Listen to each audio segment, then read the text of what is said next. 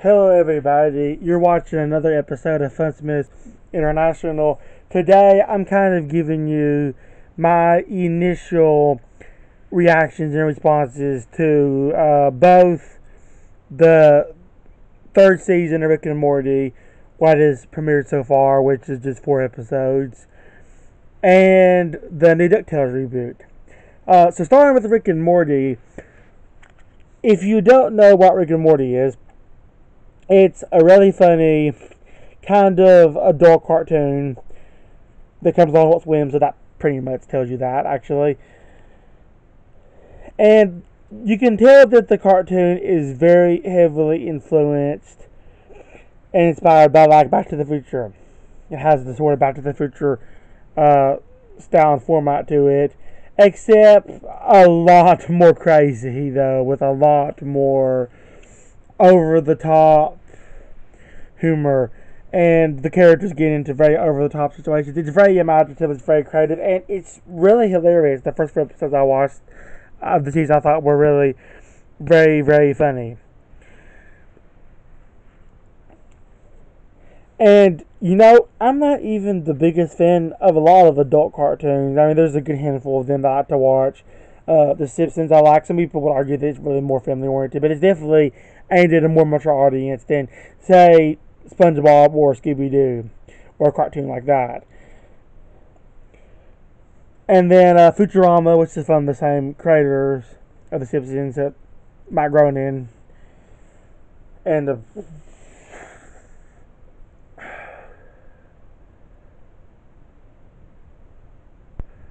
what else? I did kind of like early Family Guy, but the show has gotten just ridiculous now. I don't watch it really much anymore. Same goes kind of for Seth MacFarlane's other 2 shows, like American Dad and The Cleveland Show, which The Cleveland Show seems to kind of be considered to be the weakest link in his buzz. That kind of his live action sort of sitcom he did, Dads. Speaking of which, he actually does have another sitcom coming out this fall that I do want to check out. It's parodying Star Trek. I forget what it's called, but I'm getting off topic with that. And I used to really hate South Park, but more recently I've been kind of watching some of the other episodes, and I realized that it's not just about after all. It actually is kind of clever, and believe it or not, there actually are some good morals in it underneath all of the dirty crap. There's actually some good morals that you can take from it, if you're willing to do that, and try to, and don't just view it too much from face value porn, and don't miss the satire, which I think is a problem with a lot of dark cartoons. Is people do miss the satire when they watch initially, but some of them don't present satire the best way. Rick and Morty does, though, I believe, and Rick and Morty is, like I said, very creative and imaginative. They go on great adventures. Rick and Morty are the 2 main characters. Rick is this real old guy, and he's a scientist, and he is just an absolute douchebag. But he's still kind of likable despite that. And Morty is his grandson, and they kind of clash with each other. You could tell that they love each other very much and respect each other very much, but Morty gets ticked off at Rick because Rick gets them in really bad situations because of his arrogance, usually. And it's not that Rick is a bad person necessarily, but he's not that great of a person either. He's not one of the best people in the world. Morty's a pretty good person overall. Morty is a very good kid, and he tries to look out for Rick the best he can. Tries to kind of help him, and Rick does that for Morty too, sort of, but in a different way. But they do take care of each other. Don't think that they don't. They go into different dimensions, and they meet alternate versions of themselves. And the show is actually co-created by Dan Harmon, the creator of Community, one of my favorite TV shows of all time. And what Community was, without getting too off topic, Community was a sitcom about a community college, but they would do all kinds of weird stuff on that show too, though. It wasn't your typical weekly sitcom, they would go on crazy adventures, and they would bring in the sci-fi element too, which is unusual for a sitcom, especially these days. I mean, it wasn't the first sitcom ever to do that. Heck, Family Matters did stuff like that all the time with Urkel. But Community was one of the most original sitcoms that have come out in a while, actually. And of course, it's not on now anymore. Unfortunately, I mean, it's still rerun on a few networks. It's syndicated, but they're not making it anymore, and I'm sad about that. But Rick and Morty features a similar format, and of course, if you're a fan of Community, you would like Rick and Morty too. Obviously, Rick and Morty, of course, that format works differently and kind of better because it's a cartoon. It translates as a cartoon better, even though Community always did it very well. And actually, Community even had a couple of animated episodes. Yeah, they would occasionally get out of genre. Heck, that's what most of the show was getting out of genre. Actually, it took Community to start off being a show about a community college, and it continued to always take place there, and was always about the college, but it kind of became about the crazy stuff that happened at the college. As the show went along, it started off being a lot more basic, though, a lot more simple. And Rick and Morty didn't really, though. Rick and Morty never really did. The other creator of Rick and Morty is Justin Roiland, I think is how you pronounce his name, and I may be wrong. I apologize if I am. And he does the voices of both Rick and Morty in the show, which is funny because imagine what that's like when you're having a conversation when he's in the voice of the movie. I'm sure that's really fun, but that's probably also really exhausting for him. And I don't know if he does any other voice acting. I don't know if he produces or writes for any other shows either. I might look into that later. Other voices in the show include, and I want to also say that the show has a pretty good voice cast. Chris Parnell does the voice of Jerry, Morty's dad. And Sarah Chalke does the voice of... What's her name in the show? Oh man, I seriously forgot her name in the show. Becky. I think Becky's the name of the mom in the show. I apologize if someone in the comment section would please help me. That'd be great. Yeah, feel free to correct me. I don't mind. But I think it's Becky though. She's voiced by Sarah Chalke. You know Sarah Chalke, of course, from Roseanne. She was the other Becky. She also was on Scrubs, and she was on How I Met Your Mother for a little while. And Chris Parnell, you know, from Saturday Night Live, and he was on 30 Rock too. He was one of the more minor characters. He was one of the writers on the show within the show. Yes, because if you've never seen 30 Rock, it was about a show within a show. It was about the making of a comedy sketch show, and it was a sitcom. But 30 Rock was a sitcom. It was about making like a sketch comedy show. Okay. Sorry, I hope I didn't confuse anybody just then. And so if you've never seen 30 Rock, you should watch it too, because it's a really good show. It's really funny. And you probably also know him from the short-lived sitcom Suburgatory, which is an underrated show. It was canceled after only 3 seasons. I thought it was a really funny show. It's probably hit cult classic status by now, or if it hasn't, it will in a few years. And a lot of you, though, probably know him from the Progressive commercials as the voice of the Progressive towel. I think it's a towel, right? Yeah, the Progressive towel mascot. If you didn't know, yes, he's the voice. He's that voice. And the daughter, Summer, is voiced by Spencer Grammer. I don't really know anything else that she's in, actually, or has been in. And Jerry and his wife, and I'm not even going to bother to say her name because I'm not sure that's right, actually, the name I said. But they clash a lot in the show over Rick and over how insane Rick is and how Rick does not do a good job of protecting their kids. And of course, you can see that they have other issues with each other as well, and they're a very they're very dysfunctional. They're a very dysfunctional couple. And if I didn't say at the beginning, yes, this video will contain explicit words, but I'm putting that in the description too, though, in the title.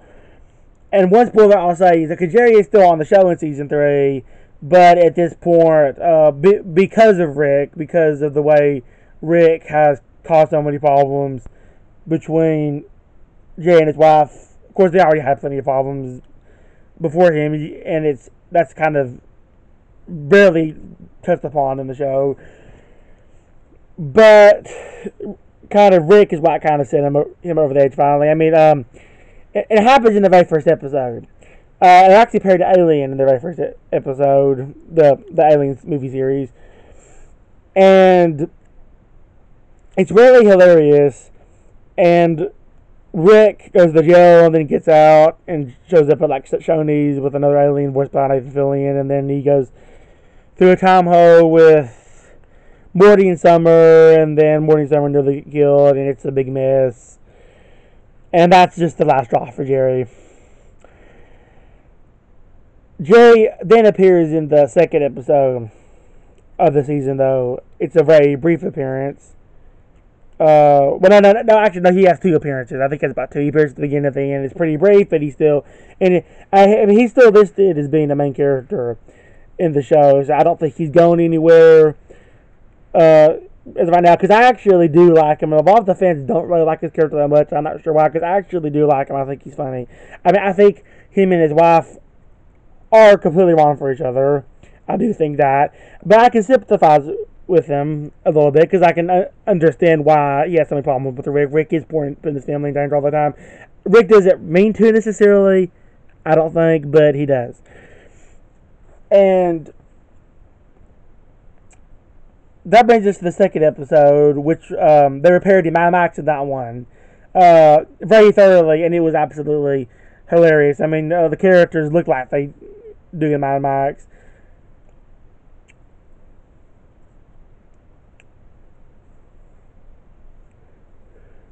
In the third episode, Rick turns himself into a pickle. You see more of the family drama. Jerry's not there. But Rick literally does that just to get counseling. Because they're supposed to be having family counseling in that episode while with the divorce going on. And that's something we're going to probably continue to see throughout the season. Then in the most recent episode, which Jerry wants to get his not in it, the mom and Summer are barely in it at the end. It's mostly Rick and Morty that this one focuses on of the main cast, and then they're working with some people they worked before as a team to stop these bodies. You know, the typical stuff they do on the show, and everything just goes insane, and it's hilarious. And I won't spoil too much more about those episodes, but I'm telling you what I thought of them. I thought they were all very hilarious and very worth watching. And yeah, I like the direction that this season is going on so far. I like where it's going.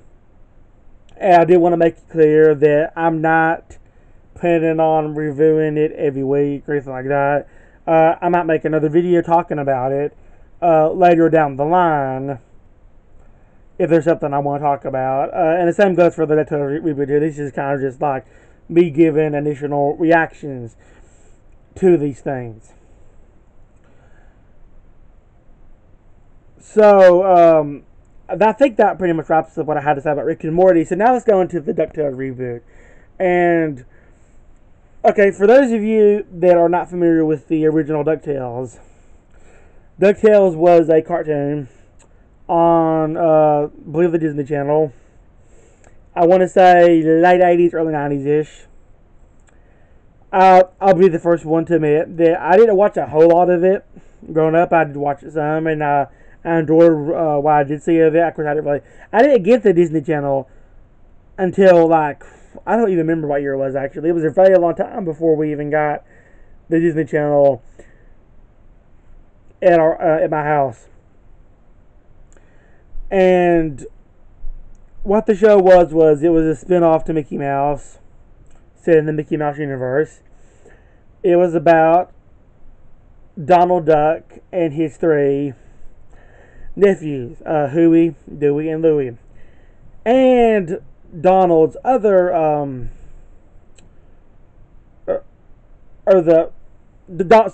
Donald's uncle and their great uncle to Huey, Louie, and Dewey, Scrooge McDuck, who was loosely based on the character Ebenezer Scrooge. So yeah, if I remember correctly, Huey, Dewey, and Louie, and Donald Duck and Scrooge McDuck all lived together, and I could be wrong about that, and if I am, you can feel free to correct me. But they were all regular main characters in the show. I know that much for sure. And Scrooge McDuck would kind of take the kids on wild adventures that Donald kind of didn't approve of, and they would get in all sorts of trouble. And it was a very charming show, and it's really considered to be one of the greatest cartoons of all time. And I think it's mainly because it was very unique for its time period.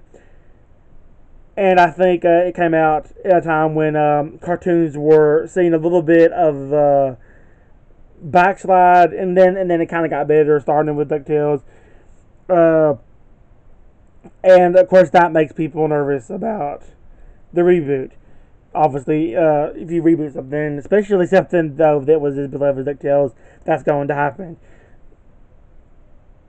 So, I'll start off by saying that this reboot isn't really a continuation of the original show. It's pretty much a straight up remake, or you could look at it as an adaptation of the original to an extent if you wanted to. Because in the very first episode, the kids actually meet Scrooge McDuck for the very first time. So that's how you know it's not really a continuation of the original. So it's pretty much a straight up remake. Or, like I said, you could call it an adaptation. But the tone of the original does kind of seem to be there for the most part. And the interaction between the characters feel the same from what I've seen of the original. Something that's different about this show from a lot of cartoons, especially the ones that are on today, is while the humor is fast-paced, it's not just as over-the-top, ridiculous.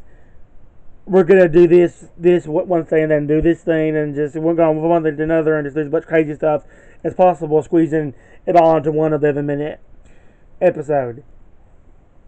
You know, stuff that shows like Teen Titans Go and the Powerpuff reboot and the Ben 10 reboot tend to do. It does not use that format.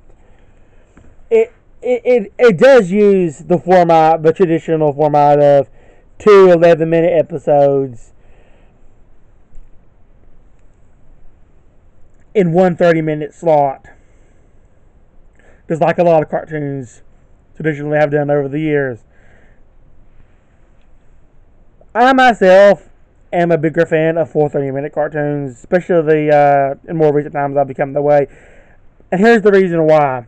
Because there tends to be a little bit more of a story, of a continuing, ongoing story, with full 30-minute cartoons. Kind of commercials, that is. Yeah. But DuckTales actually has more continuity. This DuckTales, this reboot, has more continuity than most other cartoons that are on right now. It has more ongoing continuity, and let me explain to you why. Even though it's 2 11-minute cartoons in a 30-minute slot, counter commercial, that is. With these 2 episodes, and maybe it won't be like that for every show, but with these 2 episodes, they were directly connected to each other. Because in the first episode, the 3 nephews get Scrooge McDuck into trouble. They release these like crazy ancestral creatures out of his basement. I don't know why he had them locked up there. And they end up going on this kind of crazy adventure together. That's the first time they go on a crazy adventure. That's what Scrooge McDuck realizes, that he likes having his family around because it was bringing him some excitement in his life. His life had become very still, and he wasn't that happy, and he kind of wondered why. And of course, he kept saying that, "Oh, I don't need family. I don't need family. I don't need family." And then he kind of realizes that he does. And it's very sweet, and it's very charming, and you like seeing that connection build up and happen for the first time. And again, to the point I was making, was it literally ends with him saying, "I'm taking you guys to look for the lost city of Atlantis." And guess what happens in the next episode? That's what they do. And then Donald finds out that he's doing that, and he gets mad at him and says, "No, this is irresponsible. You shouldn't do that." So yeah, it has a lot more common with Rick and Morty than you would have realized. So this one's a lot more family oriented, of course, a lot more. So how well does this hold up to the original? Well, I think it holds up pretty well for the most part. Actually, I liked it. I enjoyed it. I thought it was good, but that's my initial response to it. If they keep this format up that they're using and keep doing what they're doing, then yes, I do think it will continue to be good, and I think I will definitely keep watching it as of right now. That's not saying that it could take a nosedive later, but yeah, I think it's pretty on par with the original for the most part. And the theme song is back, and I was a little worried the theme song wasn't coming back, because in the first episode they didn't have a theme song. They just kind of had a card come up that said Disney's DuckTales. But the reason why, well, one was for time purposes, I think, but the other reason, I think, was because they hadn't developed the characters yet. They hadn't had enough Scrooge McDuck yet, and the intro has them in there with Scrooge McDuck, so they decide to wait until the second episode to have the theme song. And then that second episode, and they have the theme song, and it's one of the catchiest theme songs of all time. They do have a new person singing it, but she does a good job with it, though. And yes, they've got new voices in the show. For those of you that watched the original, I think they're pretty much all new voices. But I think that's understandable, because I think some of the original voices, they might be pretty old, and maybe they still want to come back. But of course, I know for a fact that some of them aren't even living anymore, or one at least in particular. Alan Yang, who did the original voice of Scrooge McDuck, passed away just last year, actually. But they've got some good people doing the voices in this reboot, especially Scrooge McDuck. And I thought Scrooge McDuck and Donald Duck were the best two characters in this reboot. So far, they were the best part of the show. That's not saying that I didn't like Huey, Louie, and Dewey too, but I'll get back to what I thought about them. But first, I just want to state, though, that they've gotten a great person to do the voice of Scrooge McDuck. And that is actually David Tennant, who was Scottish. He played one of the doctors in Doctor Who. I believe he was the ninth Doctor, because I think they're on the 11th one now, I think. And if I'm wrong about that, I apologize. I think Peter Capaldi is the 11th Doctor. He's the current one. And yes, if I did make it clear, yes, Scrooge McDuck, the character, is supposed to be Scottish. Because I thought Craig Ferguson would have been a good choice for Scrooge McDuck too, because he's one of my favorite comedians, and he is Scottish, and he's hilarious, and he's a big fan of DuckTales too, I think, if I'm not mistaken. But David Tennant was not a bad choice. Some people may have been kind of sketchy about that at first, but that's pretty normal whenever you get a new actor to play something in a reboot, etc. But from what I saw in this episode, David Tennant did a very good job. He was spot on with Alan Yang, pretty spot on, at least. Maybe not 100% spot on, but close enough. He sounded quite a bit like Alan Yang did on the original. He sounded like Scrooge McDuck. But then that brings me into Huey, Louie, and Dewey, and no, they didn't sound that much like Huey, Louie, and Dewey did in the original. I don't know his voice of Donald Duck now, but he did a good job. He sounded like Donald Duck. But Huey, Louie, and Dewey, one of them is Danny Putty, who actually played one of the main characters, Ovid, on Community, which I literally just mentioned earlier. Speaking of which, speaking of the devil. And Bobby Moynihan does one of the other ones, I believe, and from Saturday Night Live. He's also going to be on the new sitcom Me, Myself, and I, which is coming this fall to CBS. And I do plan on watching that one because I like him. I think he's funny. But how do I feel about him, or about them, is the voices of the nephews. I'm not sure. Like I said, I didn't watch a whole lot of the original. I don't remember which one's which. They are triplets. The nephews are all triplets. But you could tell they were trying to sound more like the characters, and that sometimes they sounded better than others, but they sounded too much like Danny Pudi and Bobby Moynihan. And apparently Danny Pudi likes to do voice acting, especially nostalgically, because he also did the voice of Brandy Smurf in Smurfs: The Lost Village. They came out earlier this year. And I thought he did an alright job in that role too. Once again, he really didn't sound like Brady Smurf that much. Well, that's not true. No, he sounded pretty much like Brady Smurf. He sounded more like Brady Smurf than he sounds like, the Duck character in the show. And maybe over time that can get better and they can work on it. But also, I felt like maybe they exaggerated the Hulu and Dewey's personality just a little bit. They didn't do that with Scrooge McDuck and Donald Duck. They were pretty much the way they always were. So that's something that could be improved later down the road. So yes, it does have flaws. But yes, if you're a fan of the original, I personally think that you would enjoy these first 2 episodes at least of this reboot and be pretty pleased. But that's just me saying that, and I'm not the best expert on the original DuckTales, as I mentioned before. So I may not be the best person to tell you how well this holds up to the original, and I'm openly admitting that. But somebody that you can watch on YouTube that I know did a review of it, I haven't watched the review yet, but I do plan on doing it at some point, is